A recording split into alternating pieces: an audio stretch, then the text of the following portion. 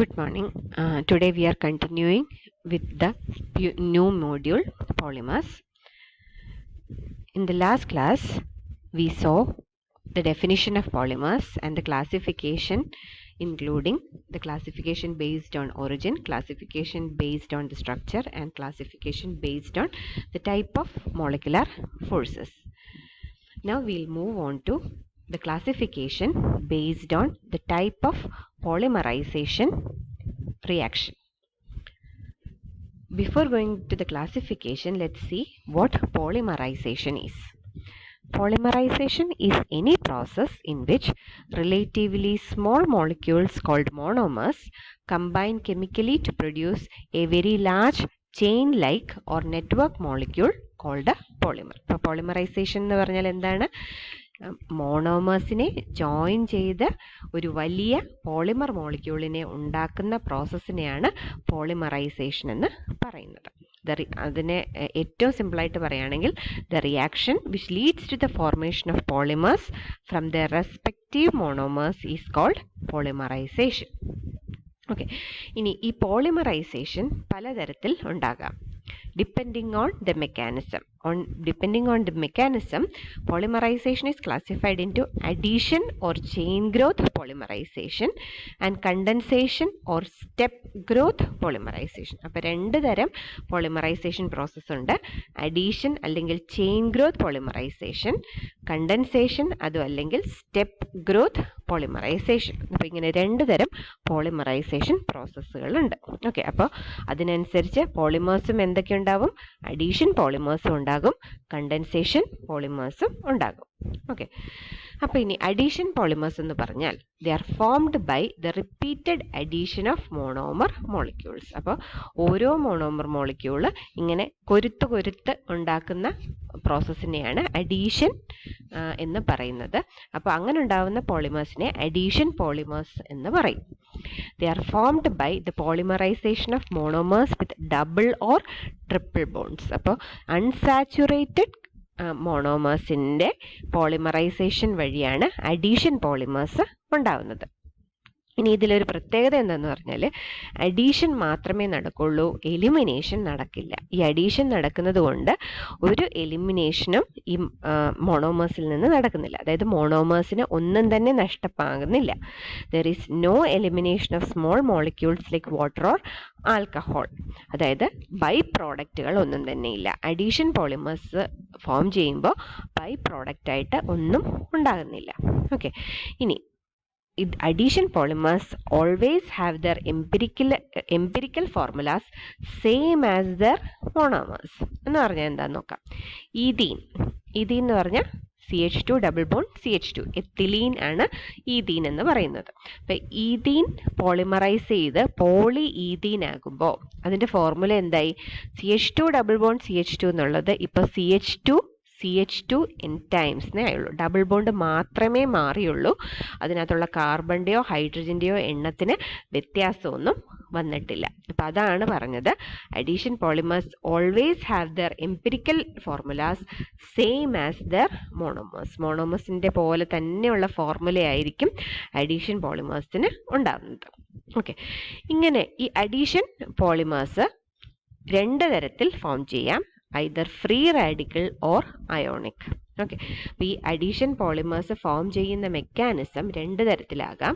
Free radical polymerisation ആകാം, അതല്ലെങ്കിൽ ionic polymerisation ആകാം. അയോണിക് എന്ന് പറയുമ്പോൾ ഒന്നുകിൽ കാറ്റയോണിക് ആകാം, അതും അല്ലെങ്കിൽ ആനയോണിക്കും ആകാം. അപ്പോൾ ഇതൊക്കെ ഏതാണെന്നാണ് നമുക്ക് ഇനി കാണേണ്ടത്.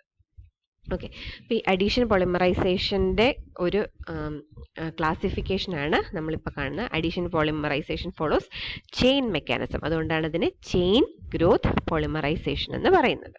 അപ്പോൾ based on the chain carrying species, ഇപ്പോൾ ചെയിൻ മെക്കാനിസം ആയതുകൊണ്ട് തന്നെ ചെയിനിനെ മുന്നോട്ട് നയിക്കുന്നത് എന്ത് സ്പീഷീസാണ് എന്നതിനെ ബേസ് ചെയ്ത് നാല് തരത്തിലാണ് ഇതിനെ പറയുന്നത്. ഒന്ന് free radical addition polymerisation, cationic addition polymerisation, anionic addition polymerisation and coordination addition polymerisation.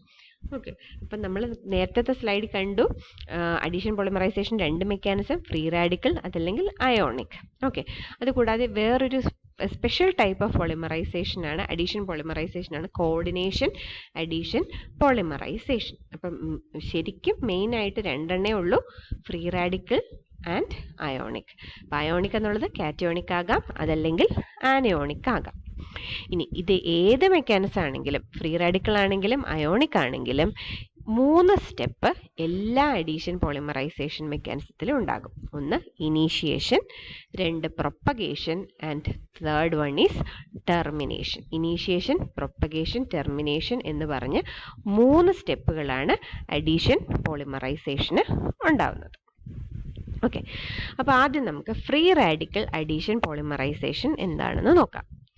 Radical initiators such as benzoyl peroxide generate free radicals from the monomer.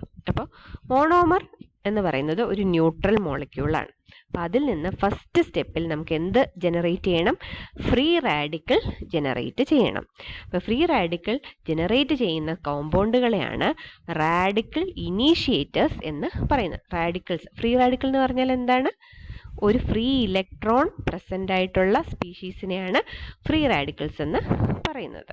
Okay, അപ്പോൾ ഫ്രീ റാഡിക്കൽസ് ക്രിയേറ്റ് ചെയ്യണം. Free radicals create ചെയ്യുന്ന കോമ്പൗണ്ടുകളെയാണ് radical initiators എന്ന് പറയുന്നത്. അതിനൊരു എക്സാമ്പിളാണ് benzoyl peroxide. Okay, benzoyl peroxide, പെറോക്സൈഡുകളെല്ലാം തന്നെ ഫ്രീ റാഡിക്കൽ ഇനീഷ്യേറ്റേഴ്സ് ആണ്. ഇനി radical produced in the initiation step adds to another monomer to form another radical. അപ്പോൾ ഫസ്റ്റ് സ്റ്റെപ്പിൽ ക്രിയേറ്റ് ചെയ്ത റാഡിക്കൽ ഇനീഷ്യേറ്റർ ക്രിയേറ്റ് ചെയ്ത ഫ്രീ റാഡിക്കള് വേറൊരു മോണോമറിലേക്ക് ആഡ് ചെയ്ത് പുതിയൊരു ഫ്രീ റാഡിക്കൾ ഫോം ചെയ്യും. ഓക്കെ, അങ്ങനെ ഉണ്ടാകുന്ന ഫ്രീ റാഡിക്കള് പിന്നെയും മോണോമേഴ്സിനെ ആഡ് ചെയ്തുകൊണ്ടേയിരിക്കും.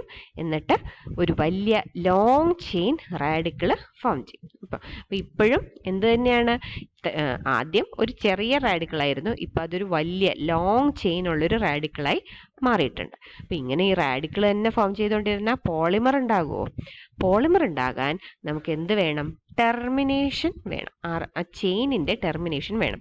ഇപ്പം ഈ ചെയിനിൽ എന്താ സംഭവിച്ചുകൊണ്ടിരിക്കുന്നത്? റാഡിക്കിൾസ് ജനറേറ്റ് ചെയ്തുകൊണ്ടേയിരിക്കുകയാണ്. അങ്ങനെ ഉണ്ടാകുന്ന റാഡിക്കിളിനെ ഫൈനൽ സ്റ്റെപ്പിൽ ടെർമിനേറ്റ് ചെയ്ത് ഒരു പോളിമറാക്കി മാറ്റണം, ഫ്രീ റാഡിക്കൽ സ്റ്റേറ്റിൽ നിന്ന് മാറ്റണം. അതിനുപയോഗിക്കുന്നതാണ് 2 റിയാക്ഷൻസ്, ഡിസ്പ്രൊപ്പോർഷനേഷൻ അതും അല്ലെങ്കിൽ കോമ്പിനേഷൻ.